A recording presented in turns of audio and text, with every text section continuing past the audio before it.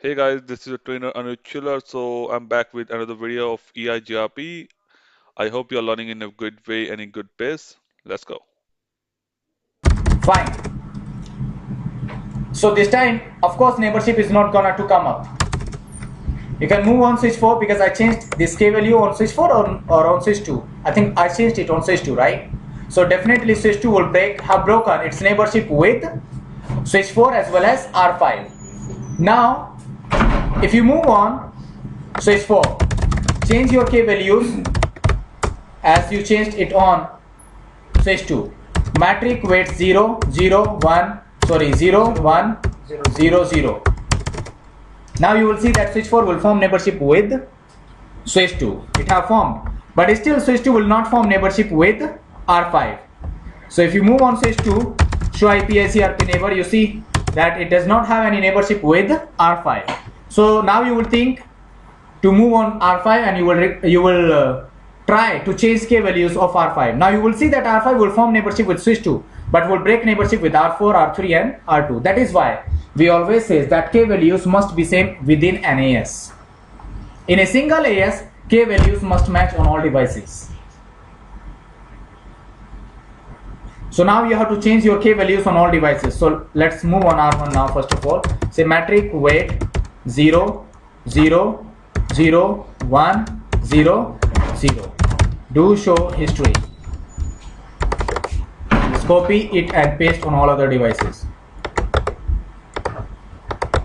So this time we are not using here bandwidth for its metric calculation.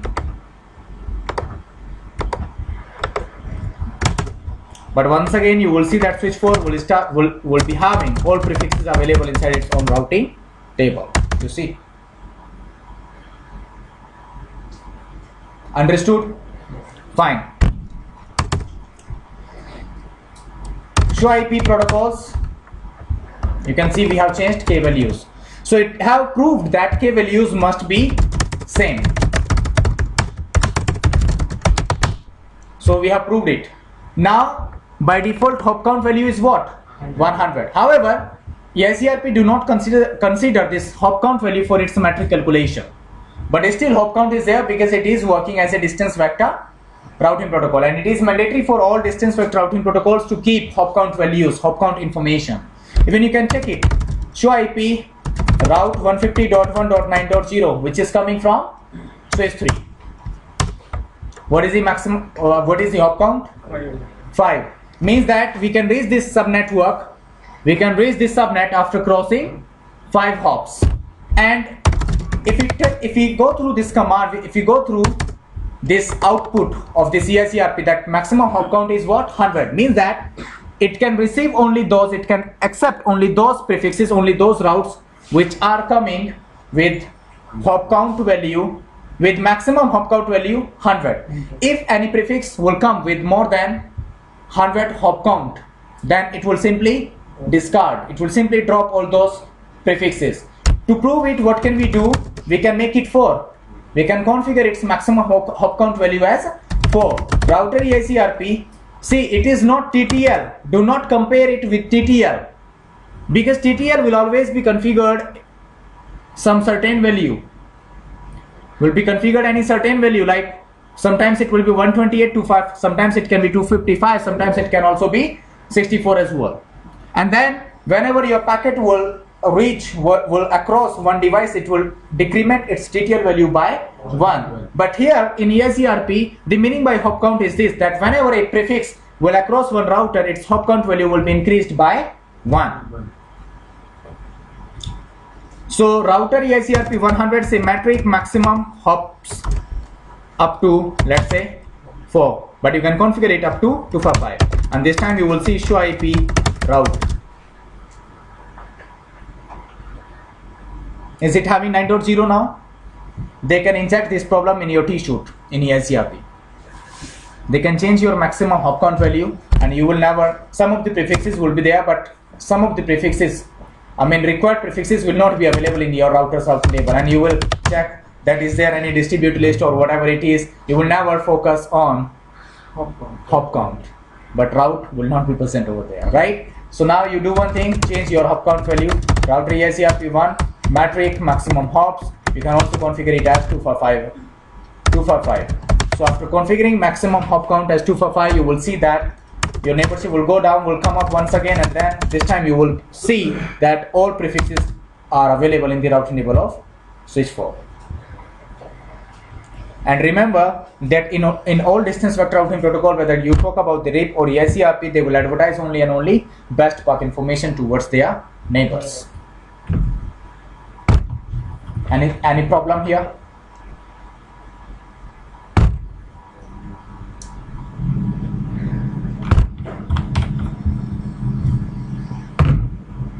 Fine.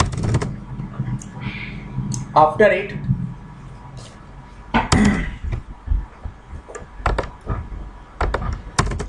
let me tell you about maximum path as well.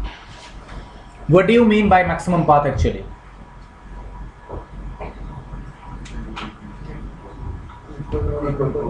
It can perform equal cost load balancing among four links, four neighbors, maximum. Of course, unequal will also be considered. It can perform load balancing among four neighbors only. That's the meaning by maximum. Or you can say that it can install maximum 4 paths in its routing table for a particular route. Have you understood it or not?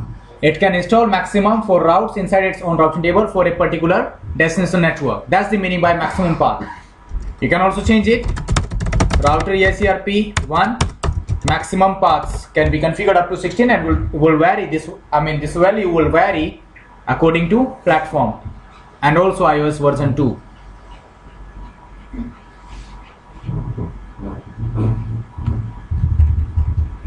Any problem till now? Next is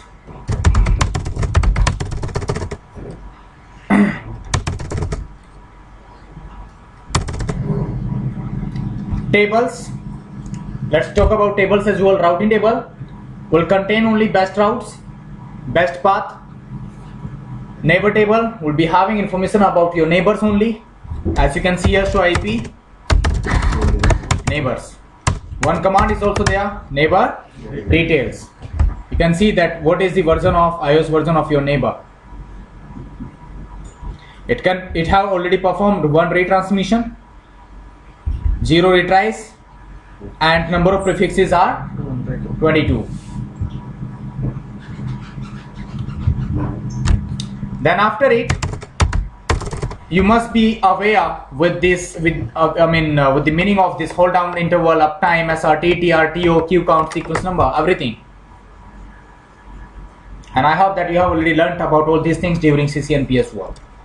So IP EIGRP topology 150.1.1.0 255.255.255.0. So it will show you the topology table for it. Right now, state is what? It means there is no problem for this prefix on this device.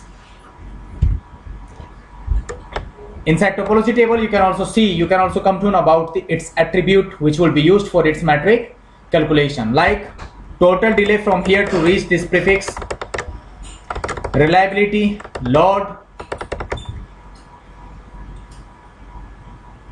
and of course MTU. Bandwidth is also there, and which is minimum bandwidth.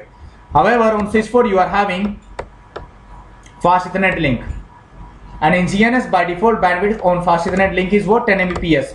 So on switch 4 it should have shown me 10 Mbps, but it is showing me lowest bandwidth because the lowest bandwidth will be considered during metric calculation. Understood or not? Fine.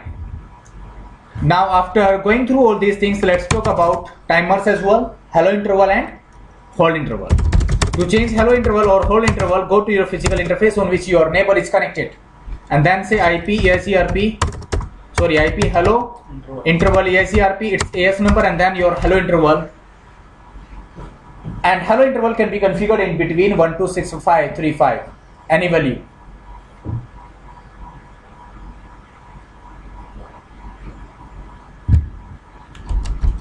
Let's say hello interval, now you wanna configure it as 6 seconds or let's say 3 seconds. So hello interval will become 3 seconds and IP hold time EIGRP1, and then let's say that you wanna configure your hold time as 20 seconds. So hold down timer will be configured now as 20 seconds. And now one more thing that I would like to show you here. Show IP EIGRP interface fast Ethernet 0x0, sorry, or your command can be show IP EIGRP interfaces detail. So if you configure show IP EIGRP interfaces detail, you can see that on FA0x0 we have configured hello timer as 3 seconds. In new iOS, in iOS 15, you will also come to know about your hold down timer as well. In iOS 12.4, you will not be able to see your hold down timer. But remember, if you change your hold down timer here, then its real effect will be on your neighbor. We changed hold down interval on switch 4 FA0x0, but it will take place at the end of switch 2. We can move there on switch 2. Show IP EIGRP neighbor. You see, hold down timer 20, then coming. I mean, it will configure it as 19, then will come up to 17, and again it will back on 19. It will be back on 19 because it is receiving hello packets in every 3 seconds. So actually, if you change hold down timer on one end, then real impact will be on another end. Because now, one more thing that you must remember, that hello messages of EIGRP will also be responsible to contain your hello interval and hold down interval information. Not hello interval actually, only hold down timer. So that switch 2 will come to know that okay, what is the hold down timer configured on R1, and accordingly it will configure its on hold down timer. Even you can see here,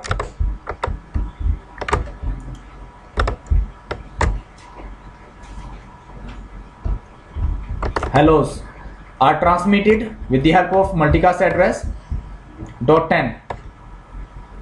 MAC address is also been, MAC address has been defined with the help of destination multicast address. Inside IP header, protocol field is is having 88. EIGRP version is what? Hello. Opcode number is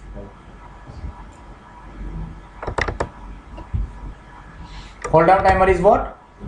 There is no specification for hello interval, but there is specification for hold time. And this is all about your neighbor version and all these things.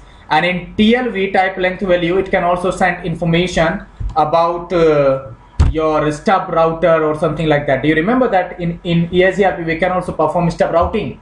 Even I will teach you this stub routing in future. So how will it be possible for our device to know that okay, neighbor is a stub router? So for that purpose, inside hello packets you are having this TLV field, type length value. So in that, actually this information will go from one device to another device. Have you understood it or not? Fine. So after doing all this configuration, after coming to know about all these things, let's go for some other things as well. Like now let's go for authentication. We can also go for authentication, right? So remember that if you change hold down timer at one end, then its real effect will be on another end. So on switch 4, authentication. First of all, you have to create your keychain. Is mandatory in EIGRP. Keychain, let's say its name is CCIE, key number is 1, key string is what? Interface FA0x0, IP, EIGRP authentication, mode EIGRP 1MD5, IP authentication, keychain,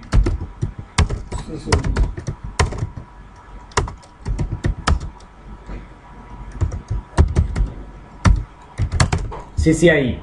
You will see that neighborship has already gone down. Show IP EIGRP neighbor, debug EIGRP.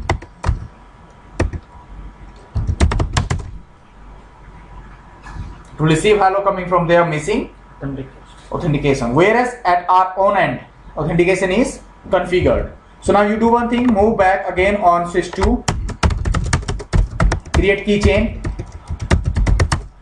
key 1,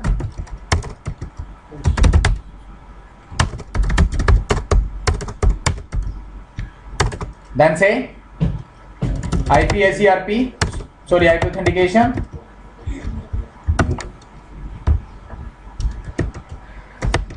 Mod EIGRP 1 MD5 IP authentication.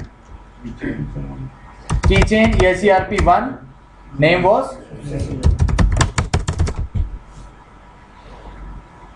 Now neighborship must come up in between these two devices.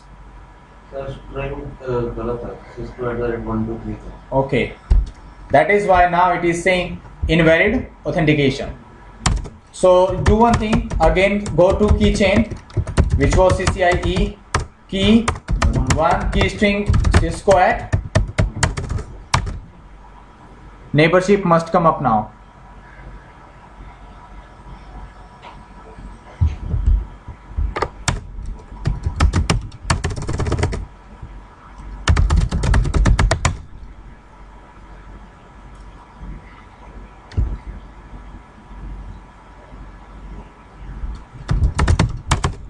You can see neighborship have came up successfully. Even if you wanna capture these packets now, you will come to know that now hellos generated by each device is secured.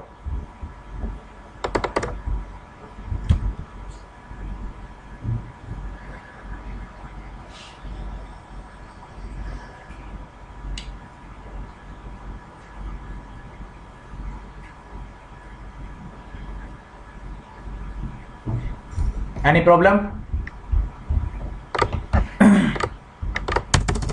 You can also configure rotational keys inside a single keychain. Like if you say show keychain, only one key is there and it is always valid. But you can also configure rotational keys, not periodic. Periodic key is not possible. To configure periodic keys is not possible. Like you can configure multiple keys on a single day, and then after you can configure their timers so that according to time they will change their key automatically. Only for that purpose we are having keychain. Is it necessary for me to go for keychain? Like might be that you have already done this practical before, so you can also perform it by yourself, like how to configure rotational keys. After this authentication, guys, see you are on R5. Hello. R5 can receive the loopback of R1 via R4, via R3 as well as via R2. Is not it? R5 can raise the loopback of R1 via R4, via R3 as well as via R2. Let's check the topology table of R5 in respect of loopback of R1. Show IP IGRP topology 150.1.1.0, then its subnet mask, and then let me show you. This is the topology table. 3 entries are there.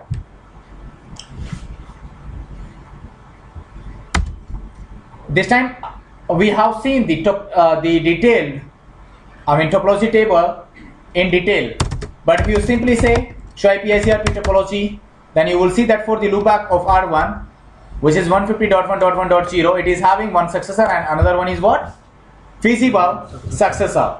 And this time, see, via 35.3 it is having feasible successor, and to become feasible successor it is fulfilling the condition of feasibility, because the advertised distance must be lower than to the FD of successor, and this time it is fulfilling this requirement. See,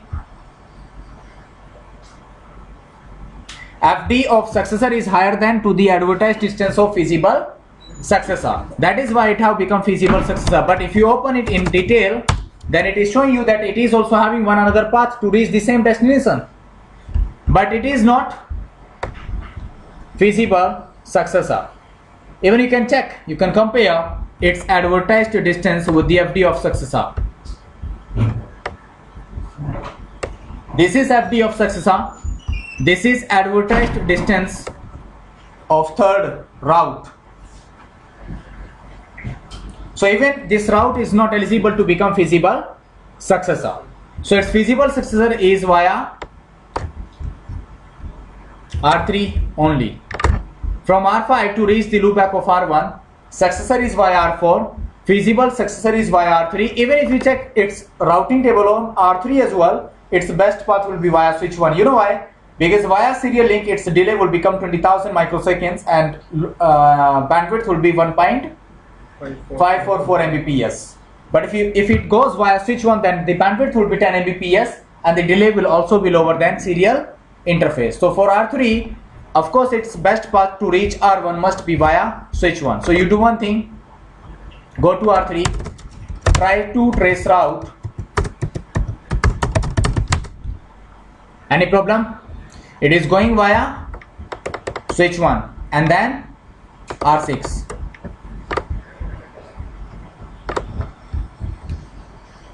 If you are having any problem, please let me know. So this time R5 is also having possible path. If your path is not feasible successor, it means it is a possible path.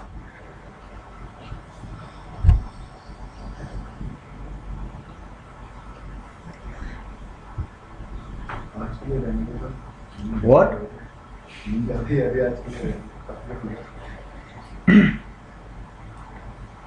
And because you are having successor and feasible successor both here for the loopback of R1 on R5, right? But inside routing table of R5 you can see that you are having only one path available,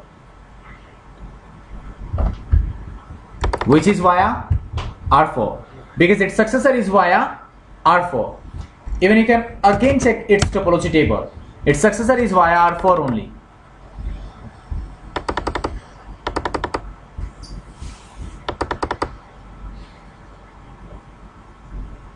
Fine. Now if you want to perform unequal cost load balancing, are you getting my point?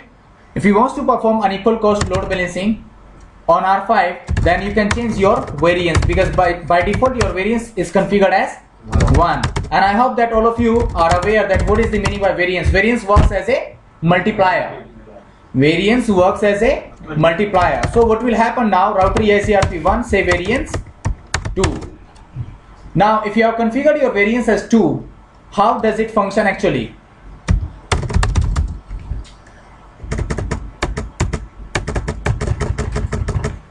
Let me show you. After configuring your variance as 2, now it will multiply to the FD of successor. So FD of successor is what? 665600. It will be multiplied by 2 and then you will get a product. Now all those prefixes which are having either equal to, which are having their FD equal to that product or lower than, try to understand. After see, this variance works as a multiplier. Variance will always multiply to your FD. FD is 665600. Variance will multiply to this value. You will get a product. Now all those prefixes, all those paths which are having their matrix to reach this prefix equal to this product or lower than this product will be eligible to get installed inside its routing table. So this time you can see that 665600 multiply it by 2. So of course this and this, both of them will be having lower metric than that product. That is why here now it must perform unequal cost load balancing. So you must have now both routes available inside its own routing table to reach this loopback of R1 via R4 as well as via R3. However, still it is having different metric. That is why we are calling it as unequal cost load balancing, because both paths do not have same metric, common metric, equal metric, but still it is performing load balancing. That is why we will be calling it as unequal cost load balancing, right? Now if you want that your traffic must get share in ratio of 1:2, here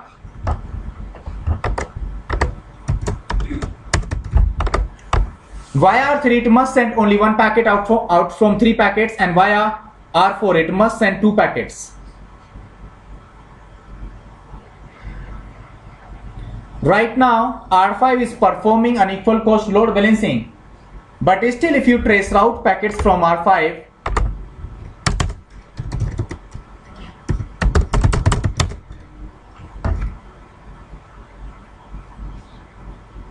you see Even you can say prop 10. Now you would send 10 packets. Out of 10 packets, one packet is going via R4, another packet is going via R3. It means it is performing kind of equal cost load balancing. Still, there is no advantage of configuring variance. Are you getting my point or not? However, in routing table, their metrics are different, but still traffic is getting load balance in same manner, in same ratio. But what I want, the traffic must get load balance in between R3 and R4 in the ratio of 1:2. If you are having 3 packets, out from 3 packets, 1 packet should go via R3 and 2 packets should go via R4. If you are having 6 packets, 2 packets should go via R3 and remaining 4 packets must go via R4. To achieve that, you must change. Let's move again back on R5. Let me show you one thing. Show IP route 150.1.0. What is it saying? That via R4 its metric is what? 665600. Via R3 its metric is what? 716800. And the difference in metric is not too much. That is why share count is almost same. On one your share, via R4 your share count is 240 and via R3 your share count is 223. And based on share count it will perform your load balancing. Based on share count value only it will perform load balancing. Have you understood it or not? So you have to configure its share count, and share count value will be depending on your metric. So because this time I want to perform load balancing in ratio of 1:2. I think continue.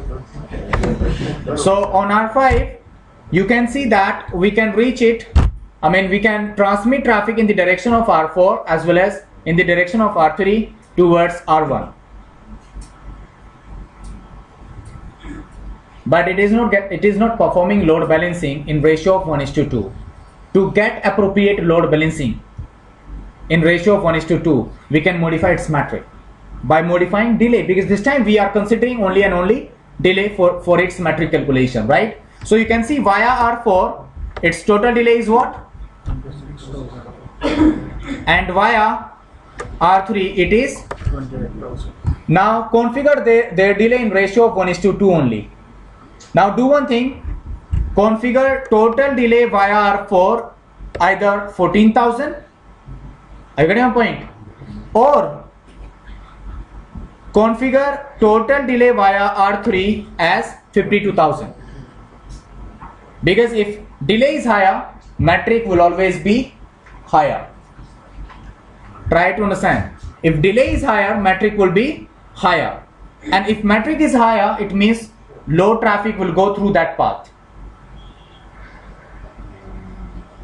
So do one thing, either configure total delay via R4 as 14,000, which will be just half to the total delay via R3, or do one thing, configure total delay via R3 as 52,000, which will be just double to the, which will be just double via R4. It will be just double than via R4. So you can do whatever you want. So let's do one thing, via R4 let's configure its delay as 14,000.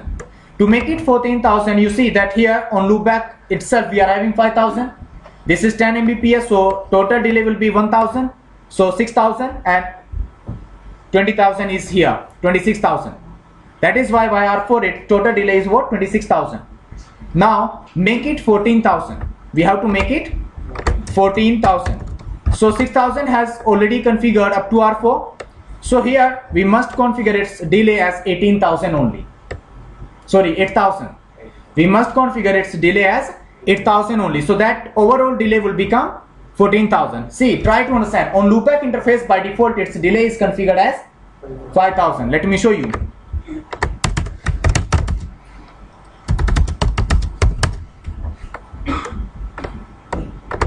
On R4's FA0/1 delay will be 1000.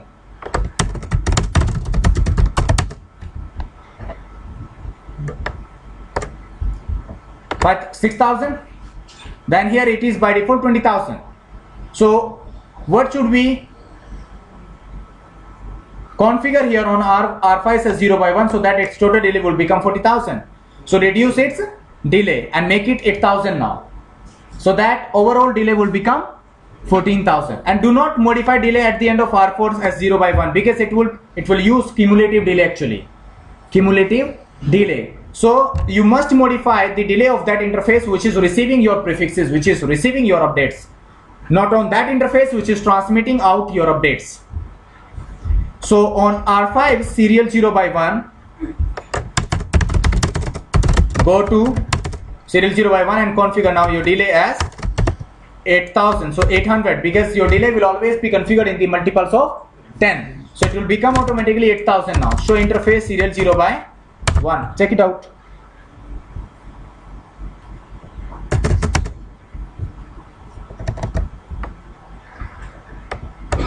And now show IP EIGRP topology 150.1.0 255.255.255.0. Check it out. Via R4 its total delay is what? 14,000. Via R3 total delay is what? 28,000.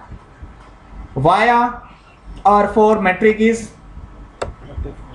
via R3 metric is this. And now check its routing table. Your share count must be in ratio of 1:2. So one packet will go via 35.3 and two packets will always go via. So now you can say trace route 150.1.1 prop 10. Out from 10 packets you will see that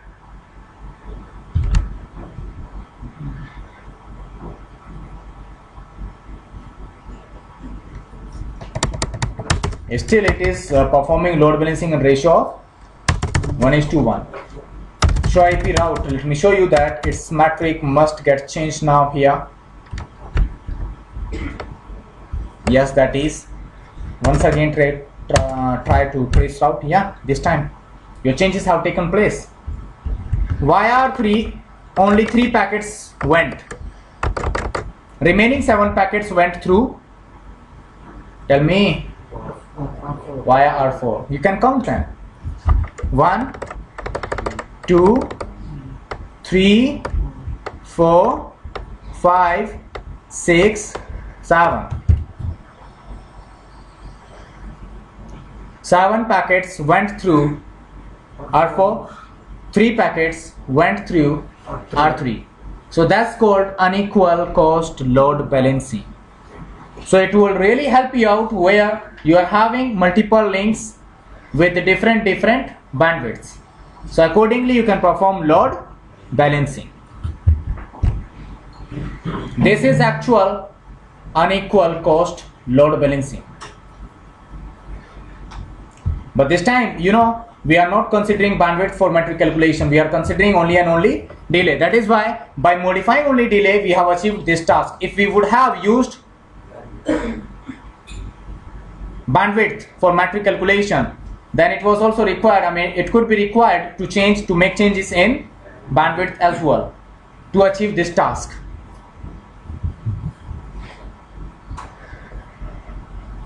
Sir, variance is applicable on all possible grounds or on feasible successor?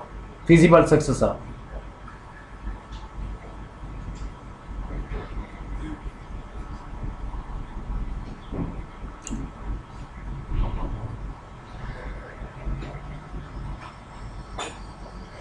But I think it will also applicable. It will also be applicable on possible paths too. That's why I'm saying that it will also be having an effect on possible paths as well. Knobs. Let me show you.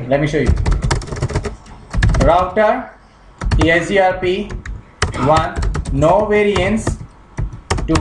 So it will become 1. Show IP protocol. Let me show you. Again variance is 1. Show IP EIGRP topology. It is already having. Okay. Serial 0 by 1. Delay is what? 20,000 now. Let me show you. Just wait for a moment. show IP EIGRP topology.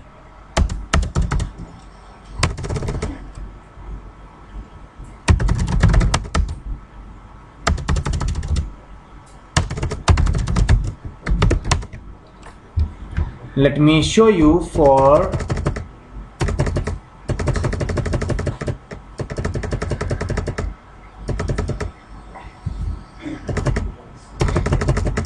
the loopback of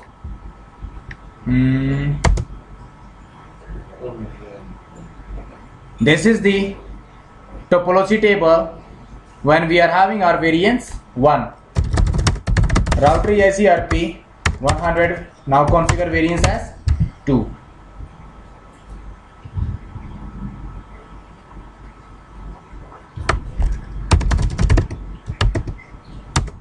Now how can we identify that okay there is an impact? Yeah, previously I think it was having only, no, previously also it was having 3, right? 2 2 2 1 2 2 2 3 1 2 2 and 1 2 2.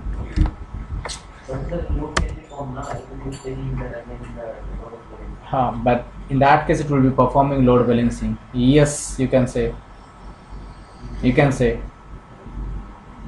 that if there is no condition of feasibility, if it has override the condition of feasibility, then there can be a loop, because it will perform equal cost load. I mean, it can perform load balancing in that case. And if it is performing load balancing, it means that there will be a big problem now once again. Even you can try it. I mean, I never performed this practical that whether it was having an effect on possible paths or not. You can try it and you can come to know by yourself. Or we can do it in tomorrow's class, because today we do not have enough time to perform this practical now. So we can perform in next class. So I hope that you have understood all these things, that how can we perform unequal cost load balancing, how can we modify all these attributes which are in use to calculate your metric in EIGRP, right? So all these things are there. So that's the end of today's video, guys. So we'll be coming back with few more videos of EIGRP.